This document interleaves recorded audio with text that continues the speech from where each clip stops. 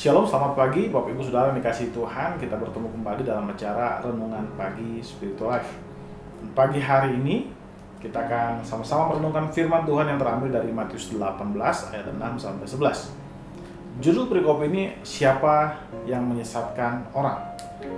Saudara, saya akan membacakan bagian firman Tuhan ini bagi Bapak Ibu Saudara.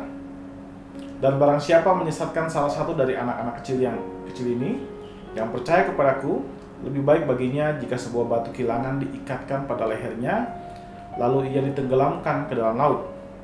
Celakalah dunia dengan segala penyesatannya. Memang penyesatan harus ada, tapi celakalah orang yang mengadakannya. Jika tanganmu atau kakimu menyesatkan engkau, penggalah dan buanglah itu. Karena lebih baik bagimu masuk ke dalam hidup dengan tangan kudung dan atau timpang daripada dengan utuh kedua tangan dan kedua kakimu dicampakkan ke dalam api kekal. Dan jika matamu menyesatkan engkau, cungkilah dan buanglah itu. Karena lebih baik bagimu masuk ke dalam hidup dengan bermata satu daripada dicampakkan ke dalam api neraka dengan bermata dua. Ingatlah, jangan menganggap rendah seorang anak-anak kecil ini, seorang dari anak-anak kecil ini. Karena aku berkata kepadamu, ada malaikat mereka di surga yang selalu memandang wajah Bapakku yang di surga. Karena anak manusia datang untuk menyelamatkan yang hilang.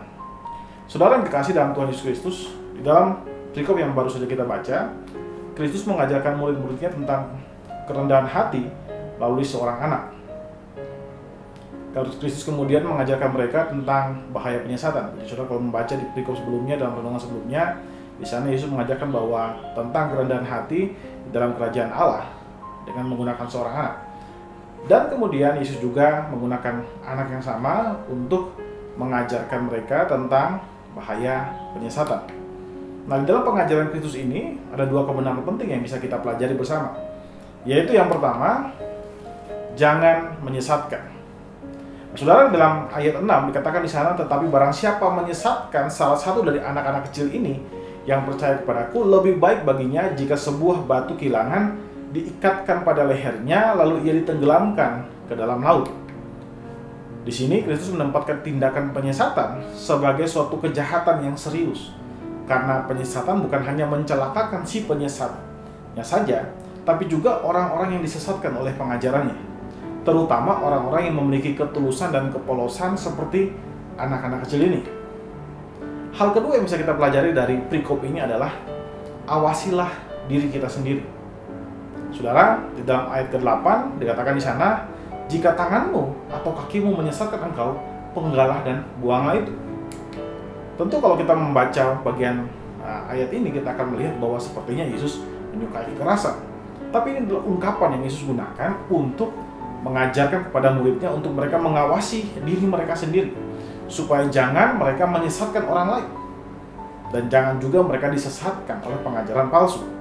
Karena itu saudara, marilah kita belajar bersama-sama firman Tuhan dengan sungguh-sungguh. Khususnya bagi saudara yang terlibat dalam pemberitaan atau pelayanan firman Tuhan, saudara harus menggunakan kesempatan yang ada untuk belajar sungguh-sungguh. Periksalah semua hal yang akan saudara ajarkan. Dan jika saudara menemukan bahwa ajaran saudara ternyata tidak sesuai dengan ajaran firman Tuhan, maka segeralah berikan klarifikasi dan atau memperbaiki atau mengubah ajaran saudara, supaya ajaran saudara bisa selaras dengan firman Tuhan. Janganlah gengsi terhadap kesalahan-kesalahan itu, karena pengajaran sesat itu bukan hanya mencelakai saudara, tapi juga akan berbahaya bagi orang lain. Apalagi pengajaran firman Tuhan seringkali berkaitan dengan kehidupan kekal orang lain. Saudara, marilah kita mengambil waktu sejenak untuk merenungkan firman Tuhan yang baru saja kita dengar.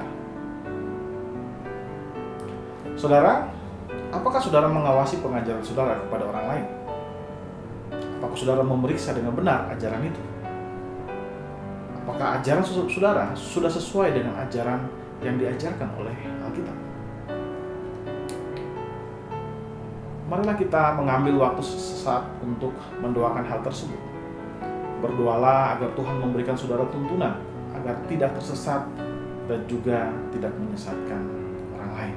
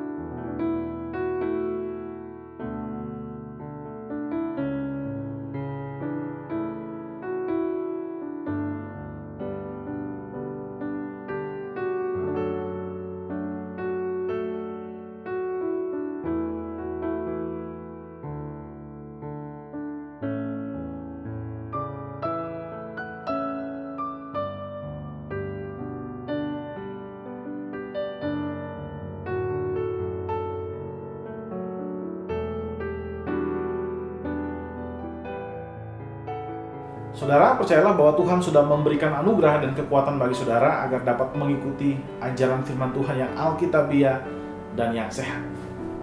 Saudara, mari kita tundukkan kepala, kita berdoa. Ya Allah Bapa kami bersyukur buat firman Tuhan yang hari ini kami dengar, Tuhan Yesus. Terima kasih Engkau mengajarkan kami untuk berhati-hati terhadap semua pengajaran palsu, dengan mempersiapkan diri kami dengan baik mengikuti ajaran-ajaran yang sehat. Dan juga Tuhan Yesus, Engkau juga mengajarkan kami supaya kami tidak boleh menyesatkan orang lain. Kami berdoa buat semua hamba-hamba Tuhan yang terlibat di dalam pelayanan firman. Tuhan, Engkau berikan kepada kami kemampuan untuk bisa melihat kebenaran firman-Mu dengan baik, Tuhan Yesus. Sehingga sungguh yang kami ajarkan kepada orang lain adalah sungguh-sungguh apa yang Engkau ajarkan kepada kami, Tuhan. Terima kasih Bapa, terima kasih Tuhan Yesus. Kami serahkan seluruh aktivitas kami hari ini ke dalam tangan Tuhan Yesus. Biar semua yang kami kerjakan hari ini mempermuliakan nama-Mu saja.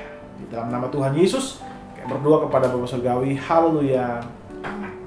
Amin. Bapak Ibu Saudara yang dikasihi Tuhan, selamat pagi, selamat beraktivitas, dan Tuhan Yesus memberkati kita semua.